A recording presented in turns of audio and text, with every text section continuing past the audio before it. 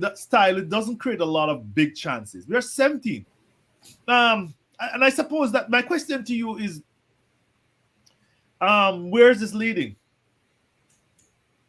Can he make it work, George? Well, he can make it work if he has the players good enough to make it work. This is something I feel that his system is fine if you have players good enough. But you could say that about any system.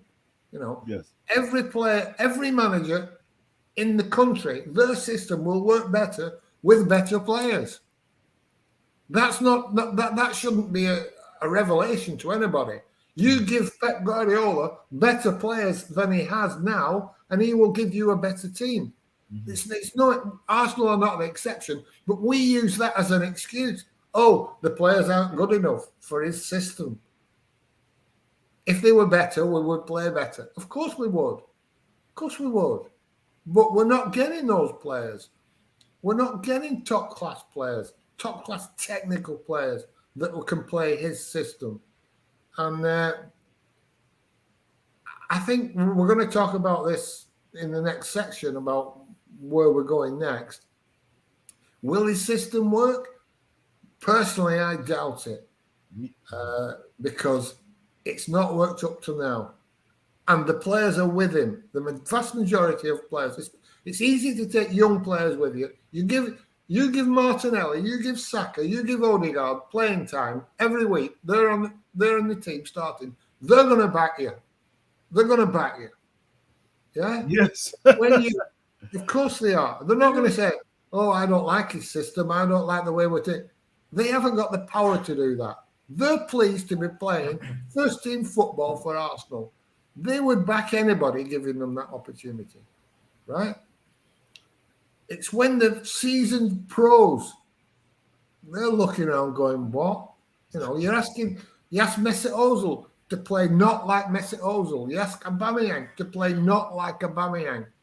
Or Lacazette as well. He got him playing in a completely different way. Yeah, he was playing fucking back half the time. You know, you can't take players like that with you as easily because they're not happy to be picked every week. They've already got the money. They've already got the reputation. They've got the kudos. They've got fame, fortune. They don't have to go along with it if they think it's wrong, and they won't. You get a talent like Guendouzi. He wouldn't have it. Why wouldn't he have it? Surely. That was weird, wasn't it? Because that was over that Brighton game, wasn't it? He fell out with Arteta, wasn't it? When he fell out with Arteta. Why? Because he wouldn't apologise. Why wouldn't he apologise? Because he didn't think he'd done anything particularly wrong. Right. But he was standing up for his teammates, wasn't he? So, yeah. But Arteta thought he'd done something wrong. So because Arteta thought he'd done something wrong, Guendouzi's gone. Out. We've lost 30-40 million pounds on him. We're selling him for 9 million, right? We're selling him for 9 million, and it's 30 million worth of anybody's money. Ainsley, he's gone as well, isn't it? I mean, you know. Well, he might be back. He's on loan. But the point is, you've got to take these players with you, and he hasn't. And the players he has taken with him are those that he's brought in. They're grateful to be coming in and being here and playing. And the young players who are grateful to be playing. I think George, they will always back him. That category of player will always back your manager. Always. The problems arise when the seasoned pros start looking at each other going, are we having this guy?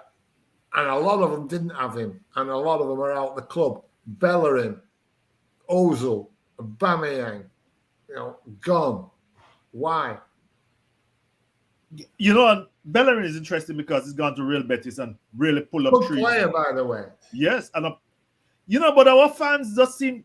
But part of the problem too, George, is that our fans just fall as Millsy for the PR and the club spin that this player is expendable, and then they go somewhere else and they shine. Mills.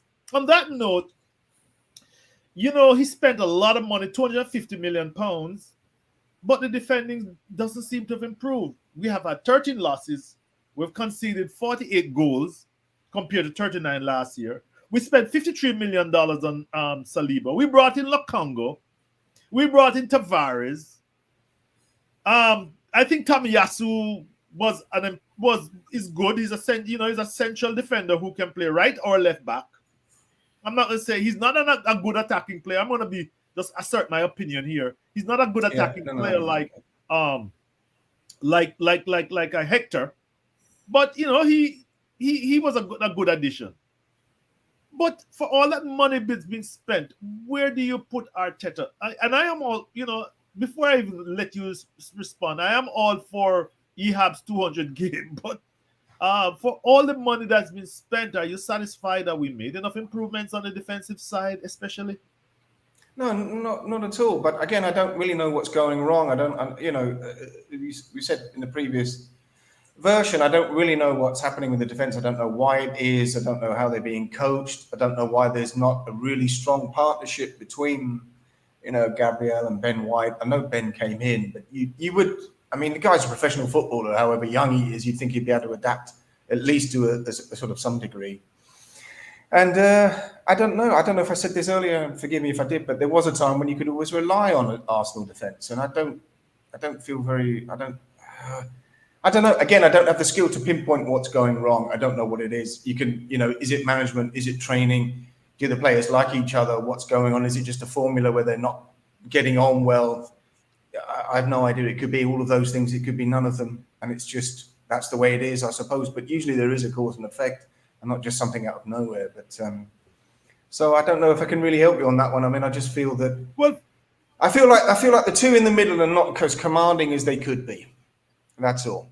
And of course, at the beginning, we still had Chambers in the season, and poor Holding came in, and he lost it, and that wasn't necessarily all his fault. I think he was probably coached in the Tottenham game to get on Son, and Son is a pro, and he knows what he was doing, and he knew how to wind him up, and we saw all the other antics and all the other stuff. Yes, and that's fair enough. That's what these guys do. It's not just, it's not sort of fair play or something.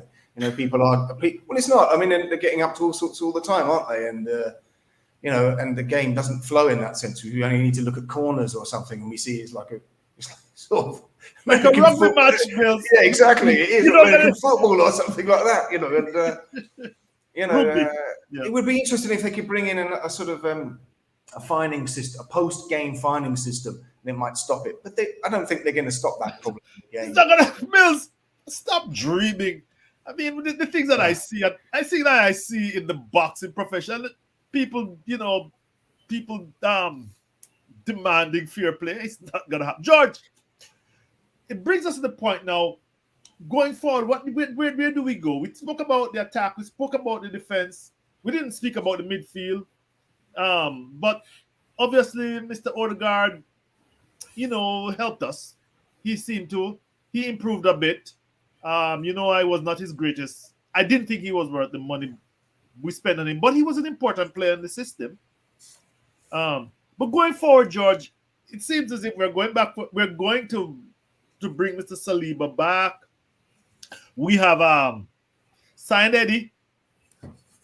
We have re-signed El Neni, who looked like he was out of the club. Where are we going this season? Where are we going in this transfer window, in your opinion?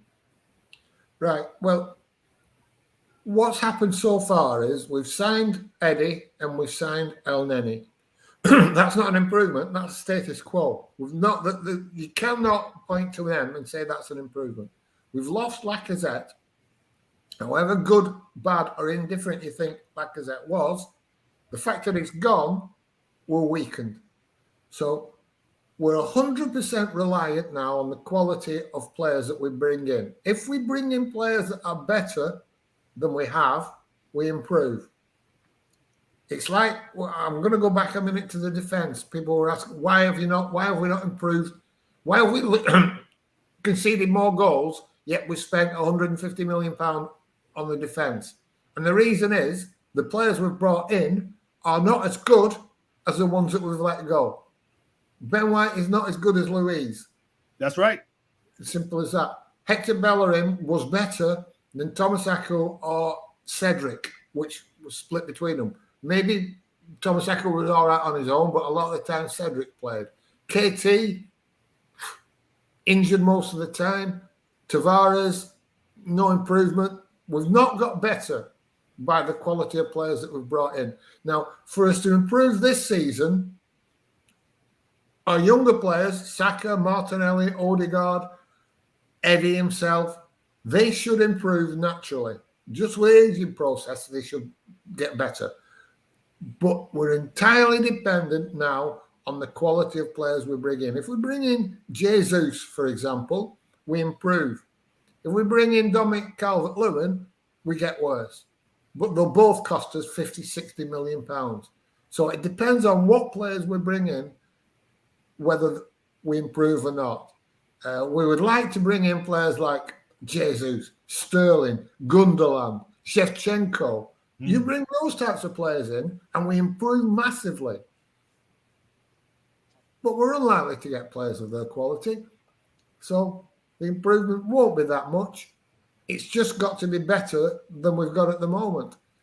And every year we say the same thing, how important this transfer window is. Every single season, this is a massive transfer window. Well, I'm telling you now, I cannot remember a bigger transfer window than this one right now for the future of the club.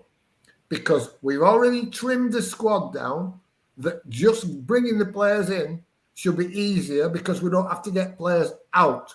We've got enough funds to pay the wages because we've saved on wages, FC. So it's vital that we bring the right players in, pay the right money for them, and they hit the ground running. Huge, huge, huge window.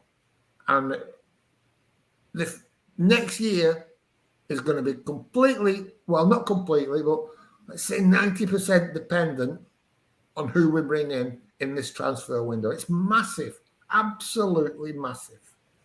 Millsy, do you concur? Are you looking forward? Yeah, George is right. I'm interested in, is there going to be potentially a problem that we just talked about before as well, which is that if Arteta's struggling with more talented players, let's say, who are on a stage higher than the ones that we've got at the moment, and you're bringing in superstars or smaller stars, whatever you want to categorize them, how are they going to get on with him? And we've seen so far, his track record with this doesn't seem that great. So is there going to be conflict? Whoever comes in, there will, it is going to affect even what small amount of balance we've got already. So I don't know. That's all I've got to say on that point. I'm just really fascinated with how is he going to work that out, seeing as he hasn't done it particularly well. I mean, I don't know. I wasn't at the arguments and I wasn't in the dressing room or wherever. But I think one thing he should be to a degree, and I mean, a lot of people might not agree with this, but Xhaka for me this season, he was the kind of linchpin to everything. He's our captain.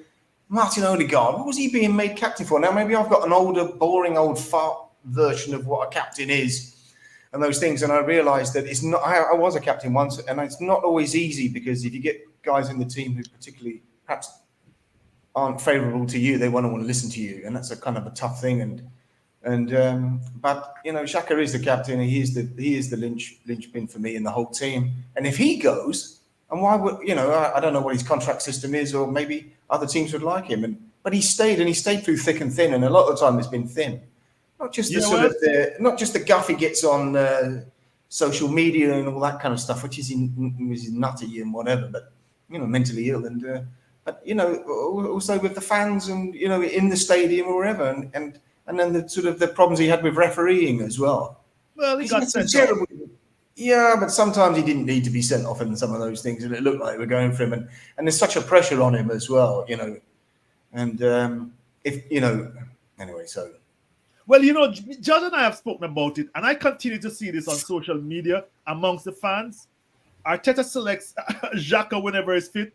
Xhaka went down just before Christmas, and they rushed him back, and our performances improved. But we continue to see on social media all kinds of permutations of a midfield without Xhaka. It's Partey and somebody else. George, I'm going to do a show on this. But George, what is going on? The coach that they support 100% relies on Granit Xhaka, but the transfer mavens are trying to replace Granit Xhaka with Yuri Tillemans and all kind of nameless midfielders. And I just don't get it, George. And my head is exploding. Tell me. Well, we'll see, because for me, it's a win-win, personally, because if Xhaka stays, no matter who we bring in, Tielemans or whatever, after a few weeks, Xhaka will be first choice.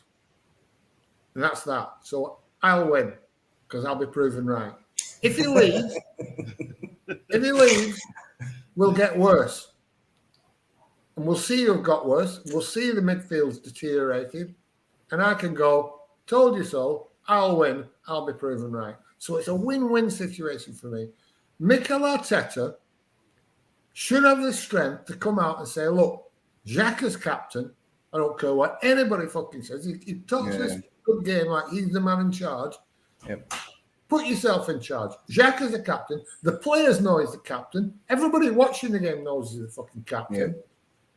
Make him the fucking captain. The problem he's got is, I think, Xhaka doesn't want the captaincy. Yeah. I don't think he wants it. And whether he would be better off forcing him to have it, I'm not sure. But he should be captain, and he should, fans should accept it, but they won't accept it. Today, I've seen it today. We've got to get rid of Xhaka. Fucking get rid of your best player. Good idea. That'll make us stronger. You absolute fucking wankers. So we're looking forward beyond the transfer window. What are you guys' ideas? And let's start with you, Mills. What are you guys' idea of the 2022-23 season? The World Cup is coming on. You pointed that out to me. It's going to break up the season the most unusual way for an entire month in December. That's right. I mean, this is going to be something like we've never seen before. I mean, was it 21st of November? I think the World Cup starts, and 21st of November. You have more knowledge than I do. I think the final is the 19th, and then we come back on the 26th. So what's Boxing Day in Britain, and the season starts on the 6th. And although I can't remember. I can't remember when we were coming back playing friendly games, the 23rd of July or something like that. So we got this short period of time, and then we're slowly back on it again. But it really is going to change everything. This is even going to go, I think, even beyond the COVID situation. Wow! Because it's just going to be, well, COVID in a sense. I mean, people sort of took it relatively in their stride, and the main problem was the fans not being there. And whereas this is going to be just something that no one's ever experienced, or at least I can't think of. I mean, you'd have to go back to something like the World War II or something like that, where things are completely on their head. Mills, it's the same for everybody. It's the same for everybody. It's not going to affect us more or less than anybody else. Part that to one fucking side. It will be a strange season. Be a strange season for everybody. That shouldn't alter where we finish relative to other teams. It shouldn't have any effect on Arsenal in particular. Let's just. Well, it would perhaps, George, affect a team like City, Liverpool, and Chelsea, because a lot of their players will be on the top teams in the World Cup. All of them. Yes. Will be playing in the top teams in the World Cup. Yeah. But it's certainly not going to affect us adversely. No. I'm more worried about the longer term. I mean. Yes, tell me about that. I think this season, I've said, will depend on the transfers we bring in. I think future seasons will depend on Arsenal fans readjusting their expectations. Stop expecting us to compete with Manchester City. It's not going to happen until we accept that they're in a different league to us, and we're not going to compete with them. We'll be forever unhappy. That's just the way football is now. If anybody's going to come in and challenge, it'll be Newcastle.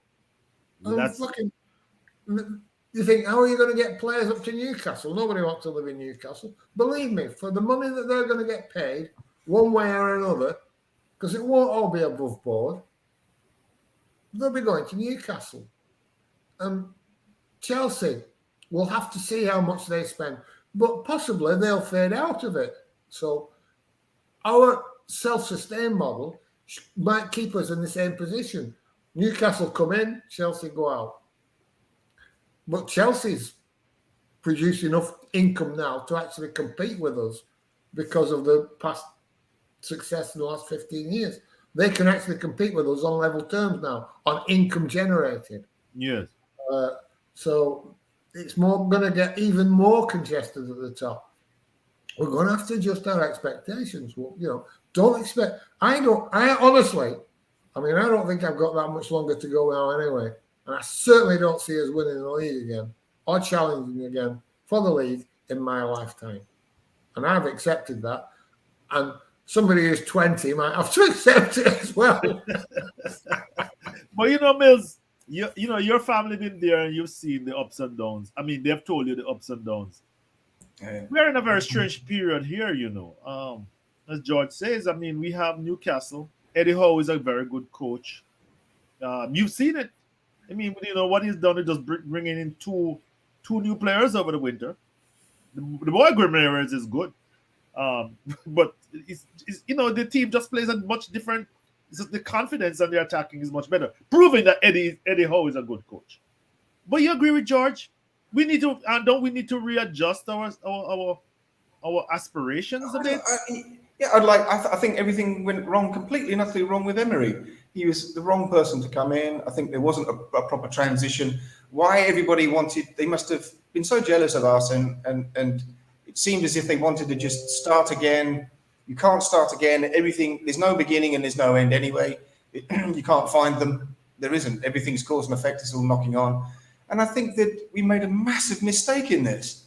And I think there should have been somebody who was brought in who would have been able to use the players we already had and brought in other players. And that was the whole point of going to the new stadium and all the things that Arsenal did after all those years. I mean, and he built on George Graham.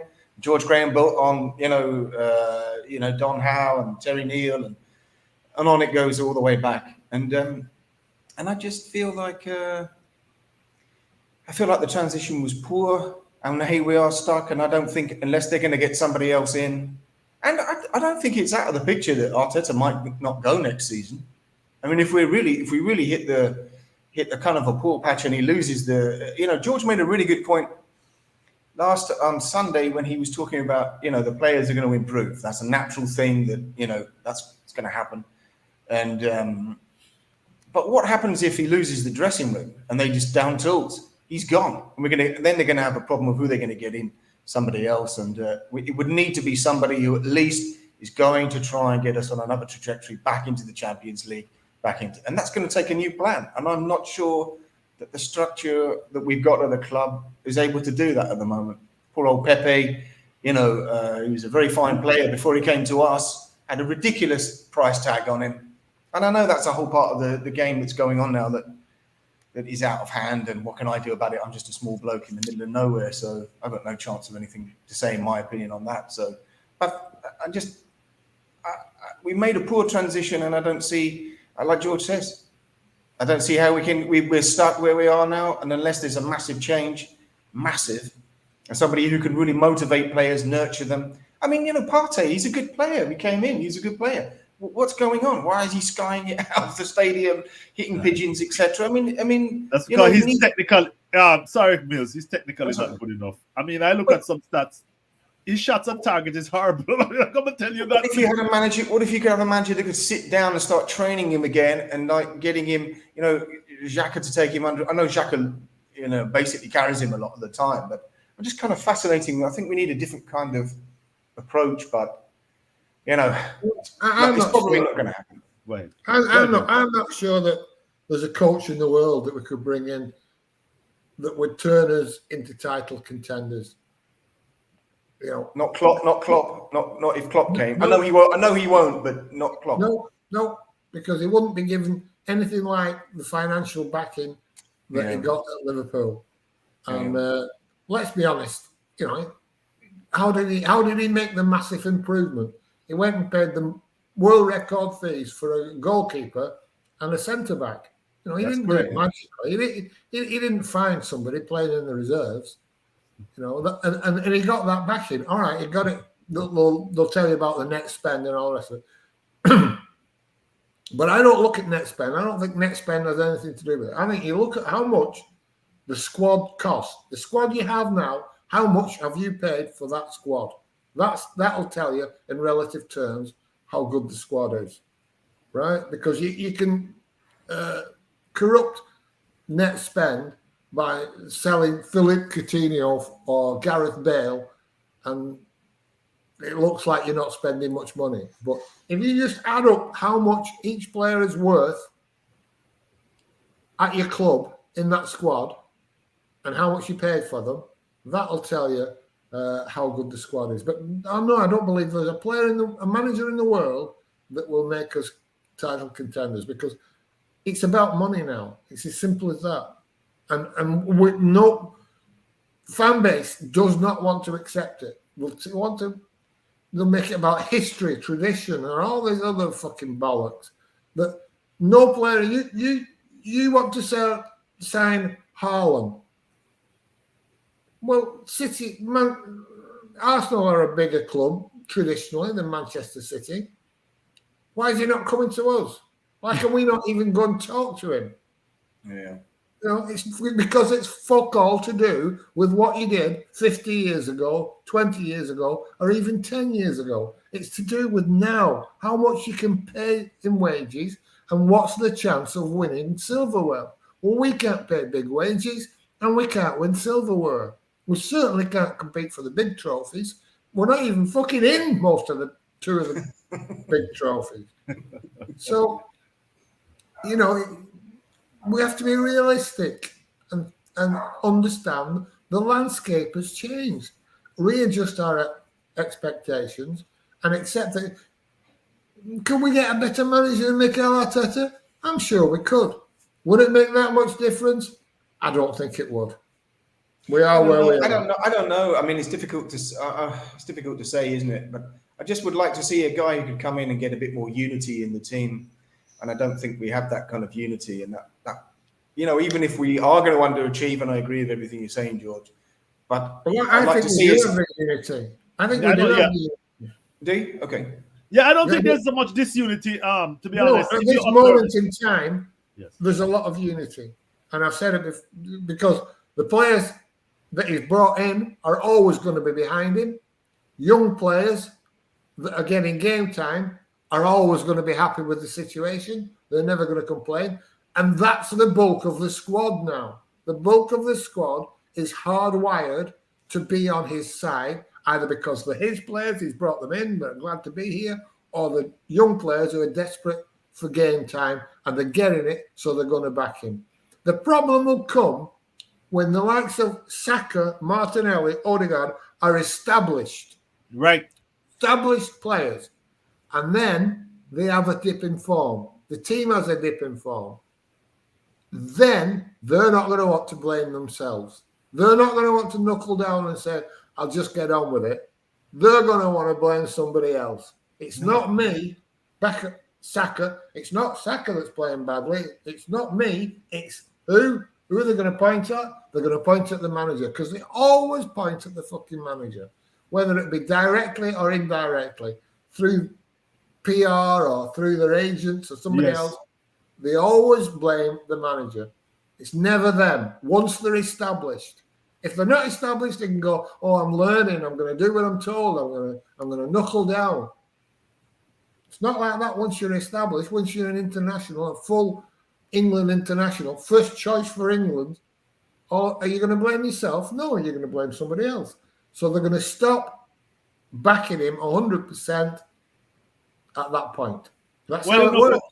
For all the established players, by the way, and that is important, people, they are, the endorsements, the getting on the FIFA 21, you have to keep that profile, and you can't be too self-critical.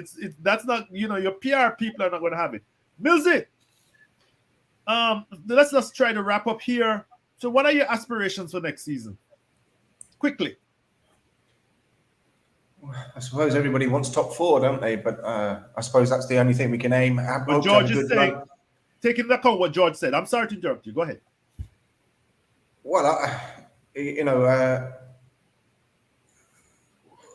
what do I think? What do I think we're going to do next season? Yeah, what are your aspirations for next season? Given all that, everything we have said. Well, I don't know. Again, top four, we're going to try, despite whether Newcastle are coming in and Chelsea have still got the money and those things. I think that's got to be the aim. I mean, there's nothing else. Good run in the Europa League. I don't think we're going to win that. And trying to do something in the FA Cup, maybe. I think that would probably give the fans a bit of a boost as well. You know, and really, but again, it's going to be who he plays, who comes in. That's it. I think that's the best we can do. So, considering what George was saying, I don't think, you know, the players are not going to be more inspired than they are. Certainly not winning the title then, Millsy. No, we're nowhere near winning the title. We haven't got a chance. Just want to get that not unless there's something insane happens and we limp through at the end. You know, no. You can't. We're not even close to it. With when you see a team how we played against the, you know, with the debacle at sort of, you know, in Palace, Southampton, and Brighton. That's right, Brighton, and then, but also the sort of, you know, for me, I'm sorry to go off a tangent, but for me there was also something in the Leeds game. You know, it was in the sunshine. Everybody was really excited. We still scored 2 quick goals, and then, you know, their captain gets sent off, and then the next minute we don't seem to be able to break them down at all. Yeah. And that for me is fundamentally a problem. And then, you know, that didn't go by well psychologically going into the Spurs game, and that was a cauldron. That was a hot cauldron of sweat that night, and we didn't have a chance. I mean, and we just couldn't hold it together, and we could have easily whipped for more than we were. But then not being able to pick up against Newcastle. This is what I mean about what I'm talking about unity. You know, I don't think there's a collective sort of unity psychologically. We seem to be very frightened at times. Or maybe there is that unity, the unity in losing. I don't know. But I just think what I mean by unity is also a sort of the teams like Manchester City and Liverpool. They have a kind of a collective understanding, and they play really well, and they know what everybody's doing, even if they lose occasionally, whatever. But they know what everybody's doing, and I don't think that we do. Whoever's fault that is, I don't know. We've talked about straitjackets, we've talked about paint by numbers, but then, so, you know, if that's being imposed on them, I don't know why there is, you know, why isn't there a minor rebellion? And if there is a rebellion, as Xhaka was saying at Newcastle, it seems to have gone completely wrong. So, but anyway, so I digress. And as far as aspirations, 4th, good run in the Europa League, because that's the best we can do. I don't think we should concentrate on the League Cup as much. And I'd like us to see us concentrate a bit more on the FA Cup for probably old time's sake, because I think it lifts a lot of people up a little bit more at least. I don't think the cup is what it is, and I don't think it means what it is, despite the PR spin on that these days. George, you'll have the final word. What's your aspirations for next season? I'll be happy with 5th or 6th if we play better football and it's worth watching. That's all I'm asking. That's all I expect. I don't expect us to challenge for the league. Don't expect us to get top 4 even. I think the resources will stop that. I think our progression will be slow. I want the team to play better, more fluent football, and you won't hear a complaint from me if we get 5th or 6th and play good football. Well, guys, thank you very much. After several failed attempts to get this podcast together, but I think we eventually did take a very long look at the past season, and looking forward a bit. We're gonna have some chances. We're gonna bring some other guys in and look at some different aspects of the game. But thank you, Windmills. You took that off your profile at this time around. George, thanks as usual. Okay. And I look forward to the next occasion. And I'm sure we won't have as many problems as we did this time around. Thank you very much, guys. Remember to like and subscribe. Remember to leave your comments. A few of you left your comments last time around. Or at least one person, George, you engaged with that person. It was very interesting, and I loved it. I hope that more people will do that. Thank you very much again, guys. Bye. Bye. Bye. Bye.